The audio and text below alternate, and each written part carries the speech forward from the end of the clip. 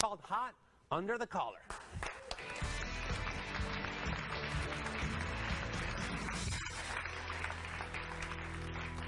Please welcome controversial columnist and best-selling author Ann Coulter. Her new book is entitled Demonic.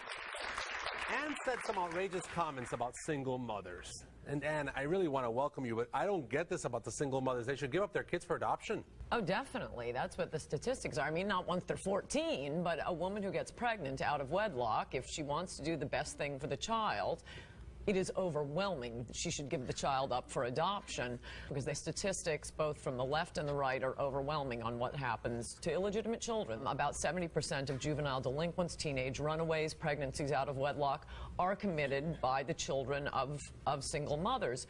If you were in the womb right now and you could choose whether to be black, white, rich, poor, the one thing you should hope for as a child in the womb is my parents are married. Okay, I understand that that gives stability and all kinds of emotional strength to a child. What I don't get, though, is that we're singling out the single mothers, pardon the redundancy, but we're not talking about these absent fathers. Well, where are these absent guys? I mean, these moms are doing a heroic job. I mean, they're out there, they're working sometimes 2 jobs, they're getting their kids through school, they're feeding them, and the dads are nowhere to be found and nobody's attacking them. No one's celebrating them either. I am responding to a culture out of Hollywood, the courts, the elite media that is promoting single motherhood. They are not promoting single fatherhood or deadbeat dads. What do you say to women who say, you are demonizing single moms? All I'm doing is citing statistics. So what works is the nuclear family. Now, sometimes that isn't going to happen. I mean, I do make a point of saying... A lot of times it's not going to happen. I mean, that's part of the reason why I'm hot under the collar. Well, there's so many great moms that are trying to be mom and dad to their kids. I know that they cannot be emotionally mom and dad. Well, but they really are going out of their way to provide for their kids. Look, it's one thing, as I say, a single mother is something different from a divorced mother. Single mother specifically refers to a woman who, A, gets pregnant out of wedlock, and B, decides, for narcissistic reasons, I'm going to keep this child for myself, because if she cares what's best for the child, she will give the child up for adoption, and that is a fact. Don't you think that's very judgmental? I think it's a fact. I think you're talking about maybe the Casey Anthonys of the world, you know, where there's all this neglect that we can all see. Obviously, the jury did not see it, but there's a lot of controversy with mothers that are that way, that go out and party, that do this, that do that, and are not really responsible for their children. But a lot of single moms are being responsible with their children. And yet, the statistics still are, if you look at it from the end of the spectrum of who ends up in jail, who ends up a murderer, who ends up a teenage runaway, who ends up getting pregnant out of wedlock herself, who ends up a rapist, about 70%, according to both the Village Voice and all these conservative pro-family groups, are going to be the children of single mothers. I mean, that is simply a fact. Now, imagine in America with 70% fewer teenage runaways, fewer teenage murders, fewer teenage drug addicts, fewer teenage pregnancies. That's what single mothers have created. And like I say, if you want what's best for your child, if you are pregnant out of wedlock, either marry the father, and by the way, shotgun marriages used to work just fine, but we've gotten rid of the stigma of a woman having a child out of wedlock. But the problem is, it's good to get rid of those stigmas because we would put people always in a box. You know, this is the way you have to be. This is the way it works out. And you know, this is not an ideal world, and you're talking about an ideal world. Oh, in an ideal world, by the way, everyone has a mom and dad. We're going back, you know, to the days of happy days. You know, most of our young people don't know what that is. When the kids turned out a lot better. Well, and they were given every advantage in life. Stigmas are good things. Look, we have a stigma against smokers. Who are the single mothers of today? Smoking is bad for you. But smoking is not as bad for you as being raised by a single mother. And yet, we do have stigmas, and they're good things. Stigmas against smoking, and yet smoking is not as bad for you as single motherhood. And there ought to be How do you come to that conclusion? I've just cited the statistics over and over again. One kills you. We know that smoking kills you. One destroys a life. You don't think smoking destroys lives? Maybe when you're 70, you have an increased chance of getting lung cancer. You're talking about what happens to children when they are not raised with a mother and father. Basically, every women's magazine is talking about, single mothers by choice, where women go and get artificially inseminated because they decide, oh, my clock is ticking, I want to have a baby, I don't care if I found a man in time. That is narcissistic, it is selfish, and it is not taking the interests of the child at heart at all. And you don't hear that coming from anybody else, so I am the counterweight citing the facts on single motherhood. Sometimes it happens, I wish them the best, but... And I can't imagine how much hate mail you've gotten from single mothers. That's funny that you think I read my mail. Oh, okay. I mean, I think that when you say things like that and you kind of make these blanket statements based on statistics, I say to myself, gosh, I know so many good single mothers, so many heroic single mothers. I just can't agree with you on that. I really can't. I wish them the best in their particular circumstance, but for everyone to keep their lips zipped, that's why you end up with an illegitimacy rate that has gone through the roof and is harming children and is creating two separate classes in America. She's certainly controversial, my friends. We're going to take a break. This is the new book, Demonic, by Ann Coulter. And even though I'm more hot under the collar now, we'll be back with Ann.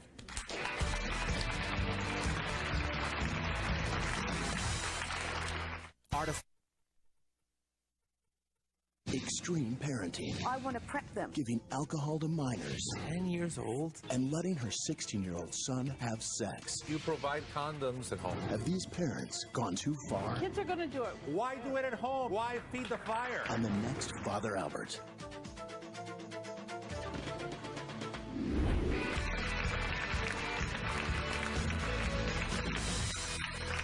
We're back with the always controversial Ann Coulter, and this audience wants to get in on this conversation. My first question is for you. Do you have any children? Not relevant to statistics. Okay, because for me, I've seen, not only my family, I have a ton of friends who are single mothers, and the way they raise their children, they give them the most love than even two parents can give them. I'm raised in a family with two parents, and you know, you don't know what it's like sometimes to have two parents. Sometimes, some people, it's worse to have two parents. I agree. You'd rather have just one parent who gives you all that love than two parents who are constantly arguing, who they've been together for years and they're miserable. And you can't speak for everybody. You're speaking about statistics. Right. You have to live it in order to understand it, not just by statistics. And sometimes Derek Jeter strikes out.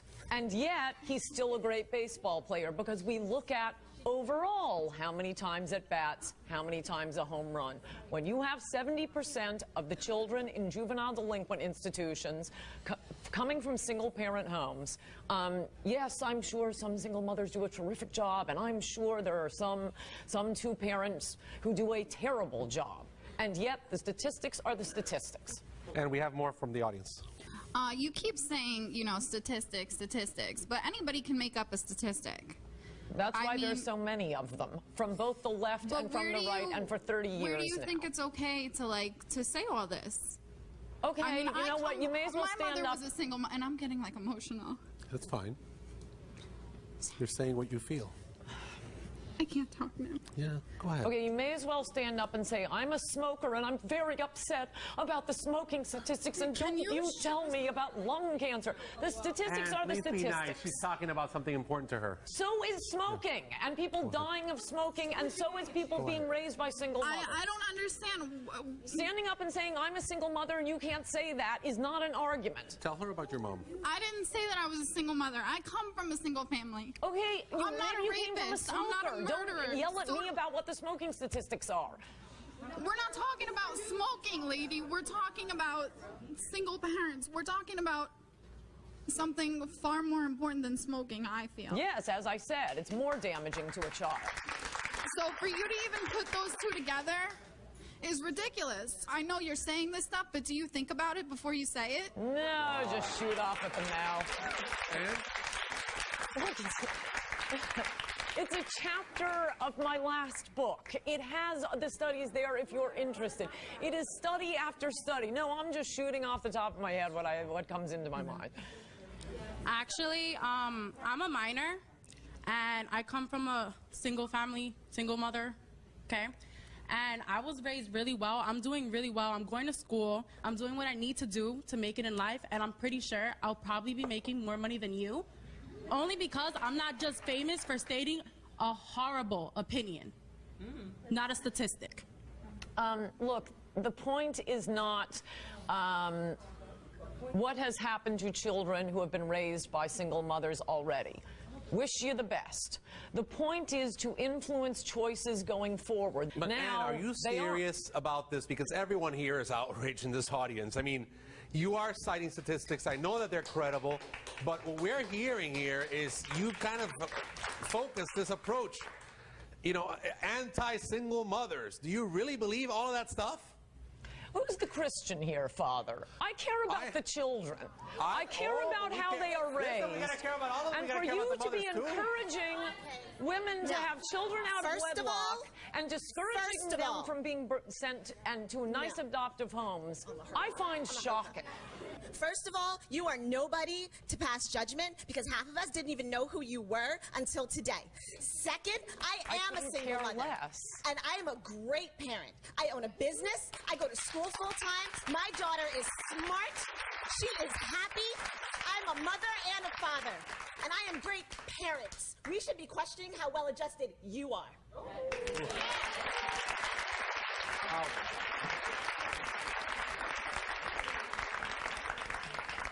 First of all, I agree with what the girl just said, and I'm a single mother as well. I have a 15-year-old daughter. We can talk to Ann without the personal attacks, right? I think we need to be balanced here and not take it from one extreme to the other, because then, you know, we're blaming her for doing something that now we're doing ourselves, and we're going back and forth. And perhaps part of the problem we have in our society today is we can't debate and talk to people who think differently than we do. And that's part of the issue here. Yes. Okay, with that said, I am a 15-year-old daughter, private school, ever since she was in the kindergarten. I hold it down, no welfare, no nothing. I work full-time. She goes to school full-time. She wants to go to Harvard, distinguished honor roll. I mean, so is that directed towards me being a single mother as well? I come from a two-parent family myself, but I do very well with my child, no help, just me, and I do own a business as well. And the father was totally absent. What father? See, Ann, this is my issue, and I think that we've talked about this during the break. I was asking you, what about all these absent dads? Do you ever say anything about them? I think I've answered that. We don't have a society and a culture that celebrates them and encourages fathers to leave the women they have impregnated.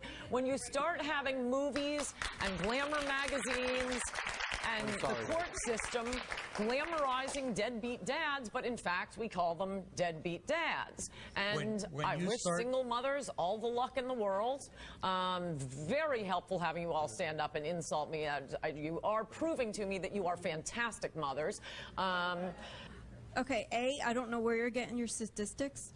B, I think if you're not the one carrying that child for 9 months and feeling that baby kick inside you, you know, it's easy for you to say when you're not that person carrying that baby. And C, my mom was a single mom. I never met my dad. He went bye-bye. Never met him. She raised me. She was the mom. She was the dad. I never wanted for anything. She gave me everything I had. I am 36 years old. I have a family of my own now. I have a 12-year-old, and I'm back in school now. I'm very successful, so I really don't know where you're getting this. I just don't know how you expect me to answer when I have a full chapter of this book with every footnote telling you where I got it. You want to know where I got it? You can look up the studies. I mean, you can stand up, find your own study, but there isn't one.